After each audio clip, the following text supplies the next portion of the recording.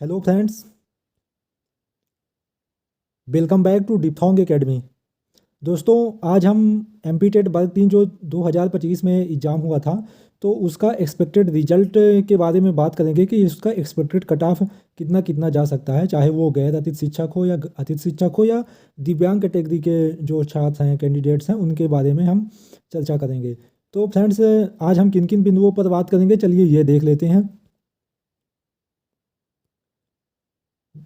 दोस्तों, MP TET वर्ग 3 में आज हम इस वीडियो के माध्यम से जो महत्वपूर्ण हमारे बिंदु हैं तो कौन कौन से देखेंगे उसके बारे में थोड़ी चर्चा कर लेते हैं और फिर अपना सेशन शुरू करते हैं।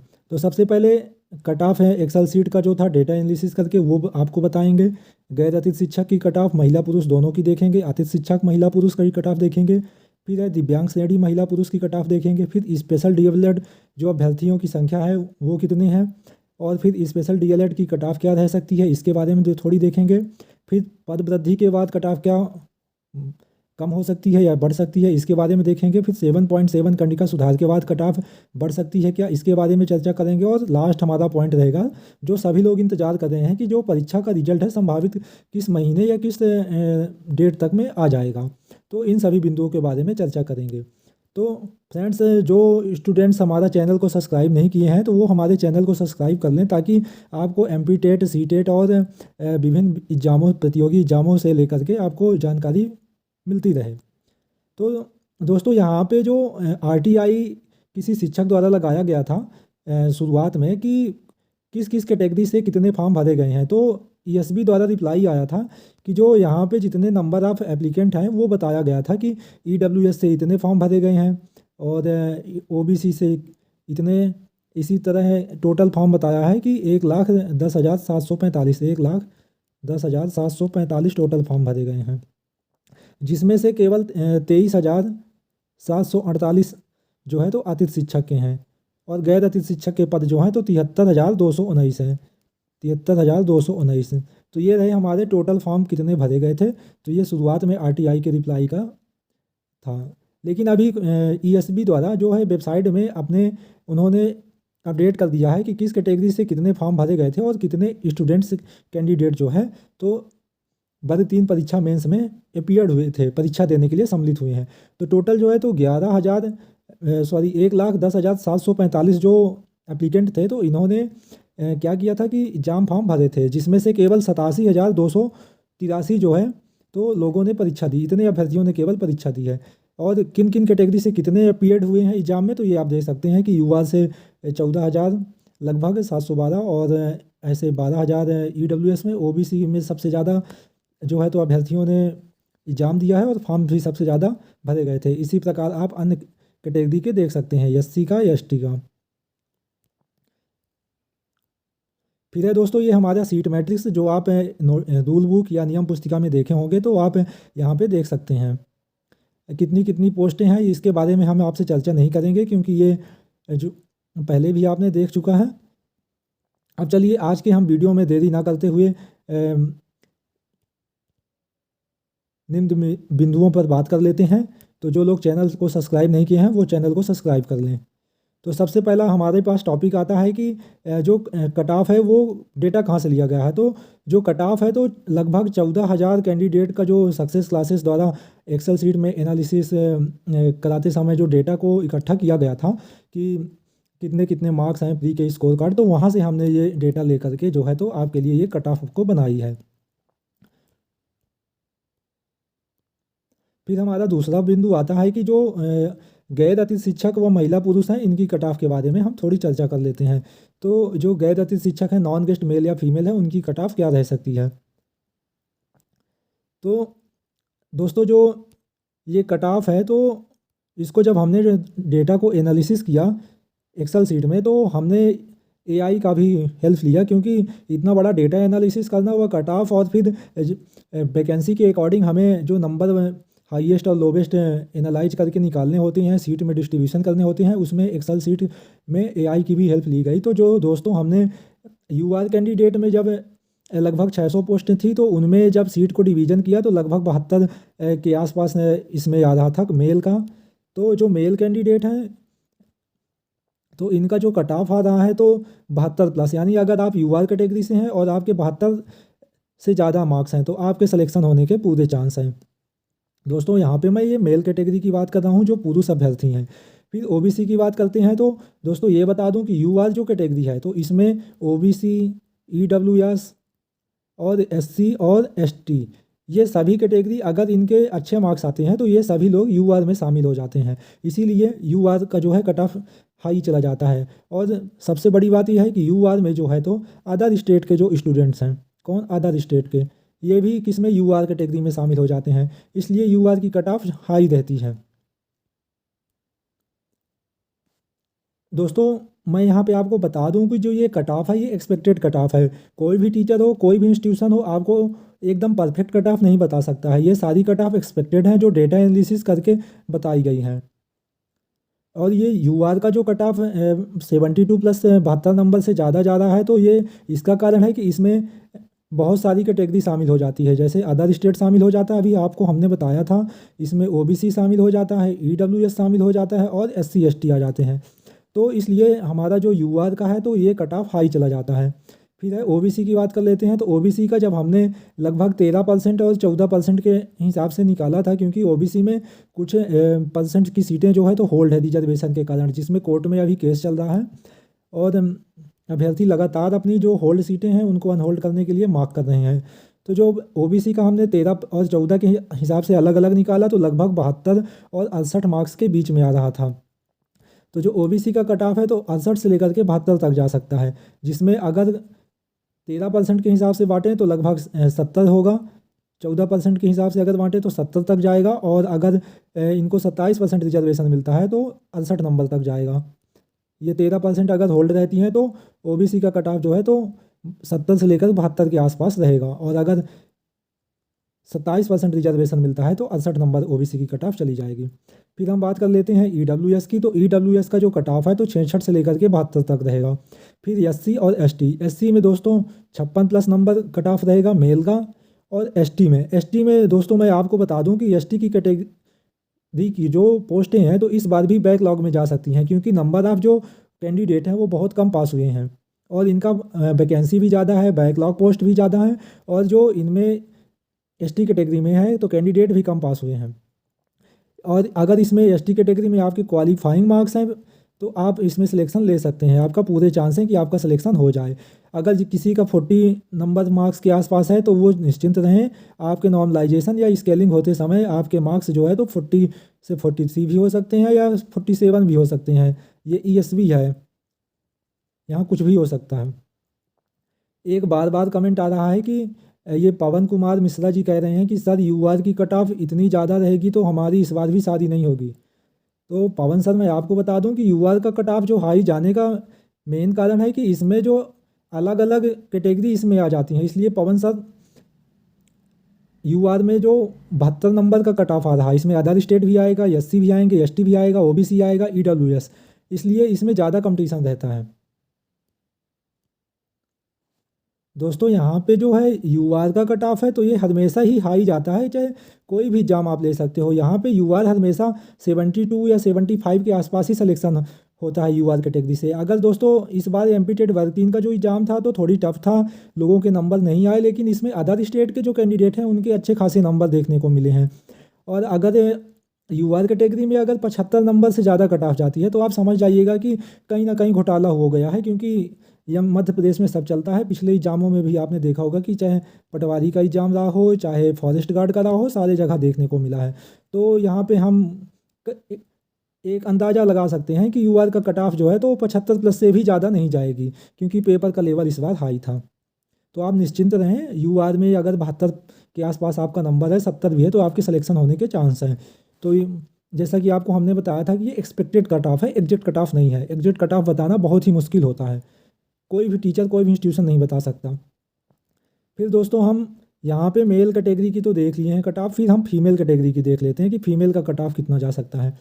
तो जो सीटों के अकॉर्डिंग डिस्ट्रीब्यूशन था, तो जब हमने एक्सेल सीट पर जो सीट डिस्ट्रीब्यूशन किया मार्क्स के अकॉर्डिंग और फिल्टर लगा के जब अकाउंट किए कि कितने स्टूडेंट्स से कैंडिडेट्स आ रहे हैं, तो जो यूआर कैटेगरी का था तो इसमें 67 मार्क्स के आसपास आ रहा था, 66 या 67। अगर आपके 66 या 67 नंबर हैं तो आप जो जनरल से फीमेल हैं नॉन गेस्ट की, तो उनका सिलेक्शन होने के पूरे पूरे चांस हैं कि आपका सिलेक्शन हो जाएगा।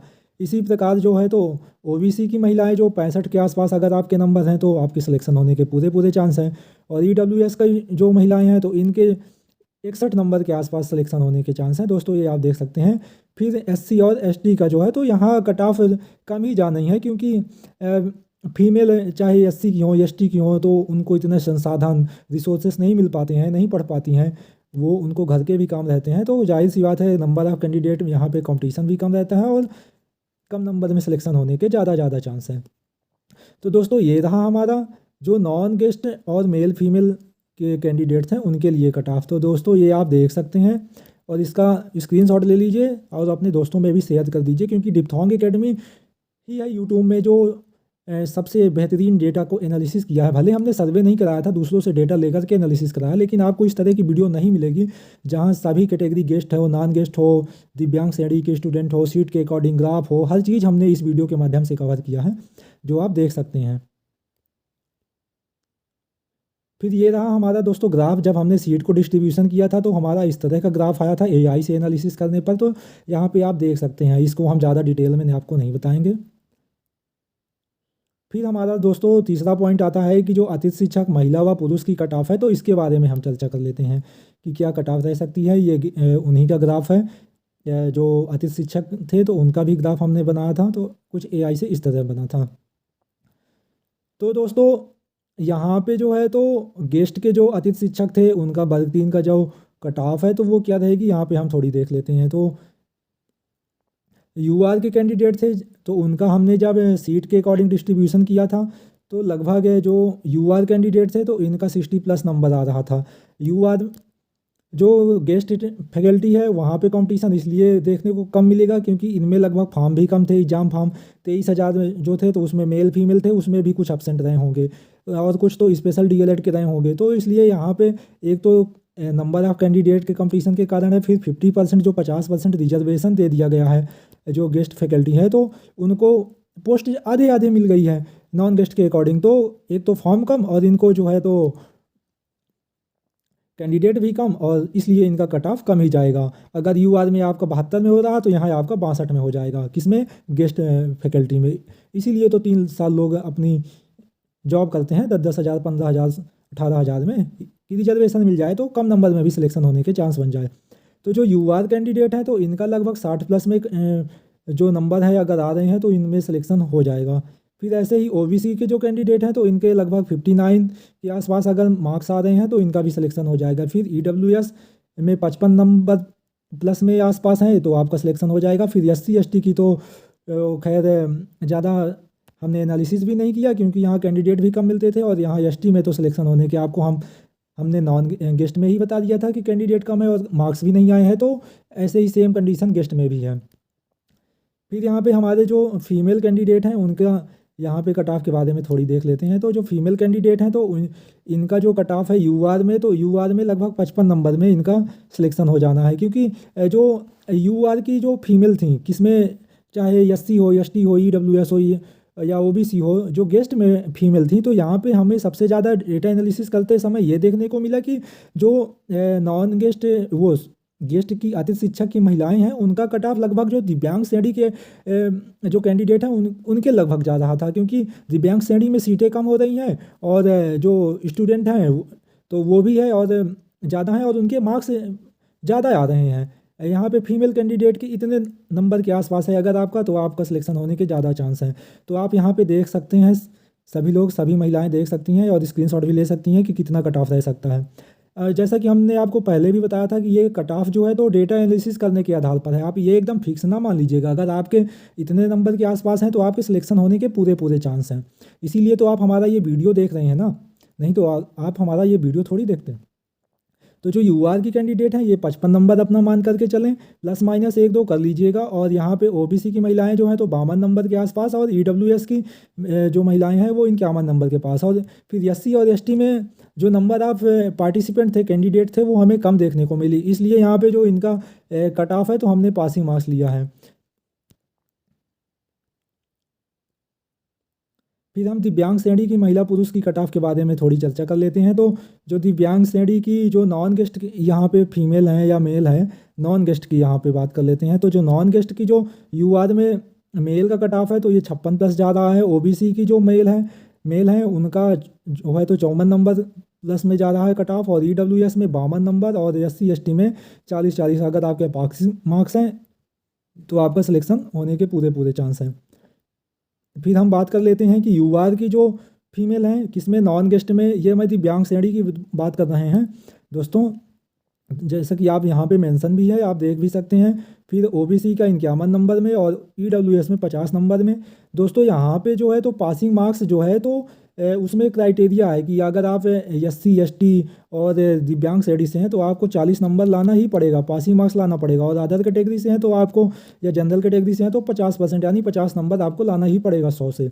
तो ये आप अपना दिव्यांग श्रेणी के जो कैंडिडेट हैं वो देख सकते हैं, क्योंकि बहुत सारे कमेंट आ रहे थे दिव्यांग कैंडिडेट के कि सर यूट्यूब में कोई हमारा कट ऑफ ही नहीं बताया है।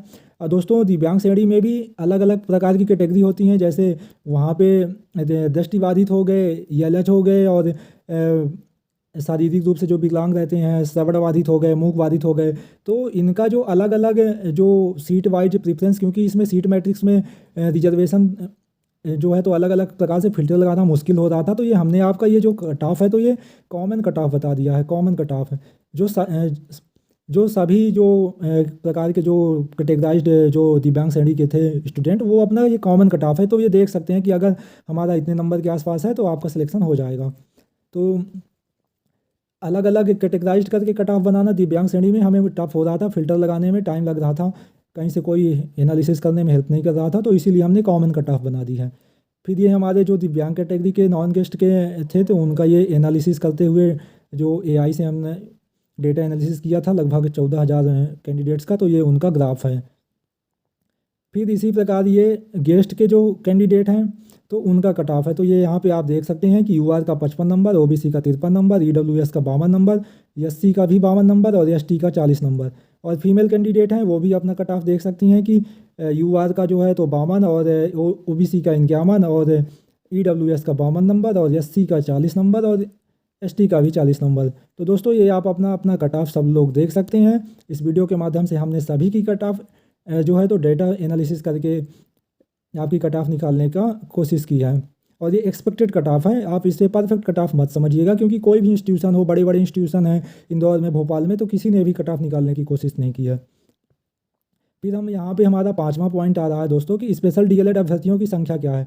तो दोस्तों मैं आपको बता दूं कि अभी आरटीआई किसी ने नहीं लगाई, या ईएसबी द्वारा कोई भी जो डाटा है हमें नहीं दिया गया है, जानकारी नहीं दी गई है कि कितने कैंडिडेट हैं जो स्पेशल डीएलएड हैं के हैं। क्योंकि अभी जो आरसीआई का था 7.7 कंडिका का जो नियम था, तो ये अभी 10 तारीख तक इसकी लास्ट डेट है। तो इसके बाद ही जो जितनी जानकारी होगी, 10 जनवरी को लास्ट डेट, तो जितने स्पेशल डीएलएड के थे तो वो अपने फॉर्म में यस, और जो जनरल डीएलएड वाले थे तो ये यस नो जब तक नहीं कर देंगे तो तब तक एग्जैक्ट डेटा नहीं आएगा हमारे पास। तो ये अभी आप मान के चलिए कि इसका जो डेटा है कि कितने अभ्यर्थी थे, तो ये अभी आपको नहीं मालूम चलेगा।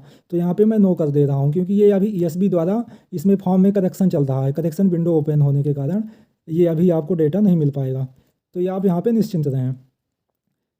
फिर स्पेशल डीएलएड की कट ऑफ क्या जा सकती है, तो जो स्पेशल डीएलएड वाले कमेंट कर रहे थे बार बार, तो मैं आपको बता दूं कि आपके जो अभी नंबर ऑफ कैंडिडेट है, मतलब संख्या ही नहीं मालूम है कि आपके कितने फॉर्म भरे गए हैं, तो आपका कट ऑफ निकाल ही नहीं सकते।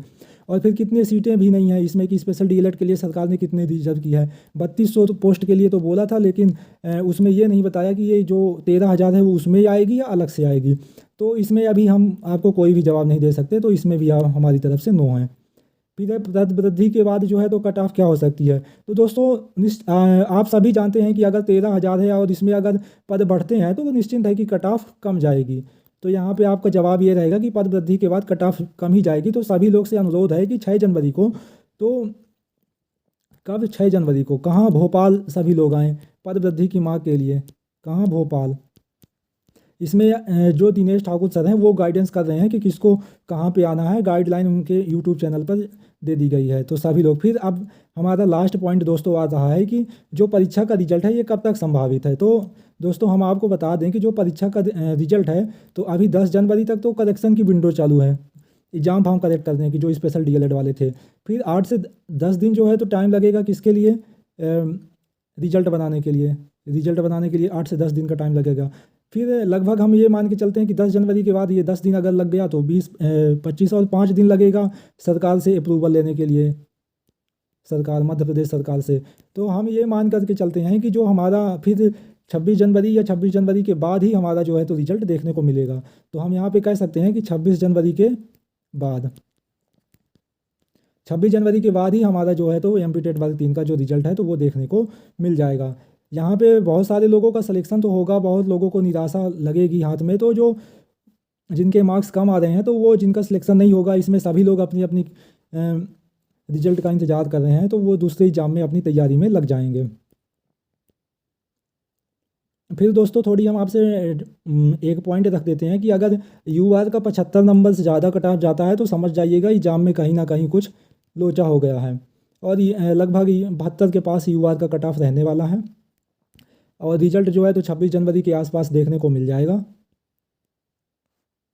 दोस्तों अगर ये हमारा एक्सपेक्टेड कट ऑफ का वीडियो अच्छा लगा हो तो हमारे यूट्यूब चैनल को सब्सक्राइब भी करें और लाइक करें और शेयर करें, और अपने अपने जो मार्क्स हैं वो भी कमेंट कर दें। और जो अगर आपके मन में कुछ हो विचार हो कि इतना कट ऑफ जाएगा तो आप कमेंट कर सकते हैं, और हमें भी अच्छा लगेगा कि आप हमारे चैनल से सभी लोग जुड़ रहे हैं।